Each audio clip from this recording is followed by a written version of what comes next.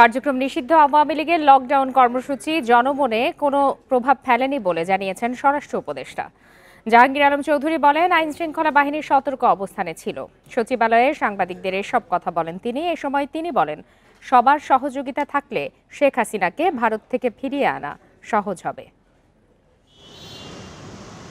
কার্যক্রম নিষিদ্ধ আওয়ামী লীগের কর্মসূচি ঘিরে সকালে রাজধানী জুড়ে যান চলাচল কিছুটা কম থাকলেও বেলা বাড়ার সাথে সাথে তা বেড়ে অনেকটাই স্বাভাবিক হয়।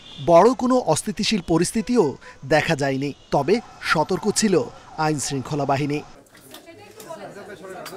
এদিকে সচিবালয়ে সাংবাদিকদের প্রশ্নের জবাবে স্বরাষ্ট্র উপদেষ্টা বলেন, দিনভর লকডাউন কর্মসূচি জনমনে কোনো প্রভাব ফেলেনি। ছোটখাটো দু একটি ঘটনা ঘটলেও এ নিয়ে কোনো শঙ্কাও নেই বলে জানান তিনি। এখন হলো কি, অনেকে অনেক কিছু প্রচার করলে অনেক ধরনের হয়, কিন্তু ওইরকম বড় ধরনের কোনো সমস্যা নাই।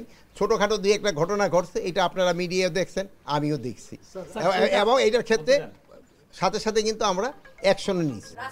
ভারতে পালিয়ে থাকা শেখ হাসিনাকে দেশে ফেরানোর বিষয়ে স্বরাষ্ট্র উপদেষ্টা বলেন, সবার সহযোগিতা থাকলে শেখ হাসিনাকে ফিরিয়ে আনা সহজ হবে। এক্ষেত্রে আইনি প্রক্রিয়ায় অগ্রসর হওয়ার কথাও জানান তিনি। কোর্টের কাছে ন্যাশনাল হসপিটালের সামনে যে দুইজন আপনারা এই ছবি দিচ্ছেন, এই জন্য আপনাকে অনেক অনেক ধন্যবাদ। তাদের দণ্ডদণ্ডে কিন্তু আমরা আইনের আওতায় নিয়ে আসছি। না না না, কোনো শঙ্কা নাই, আল্লাহ দিলে কোনো শঙ্কা নাই।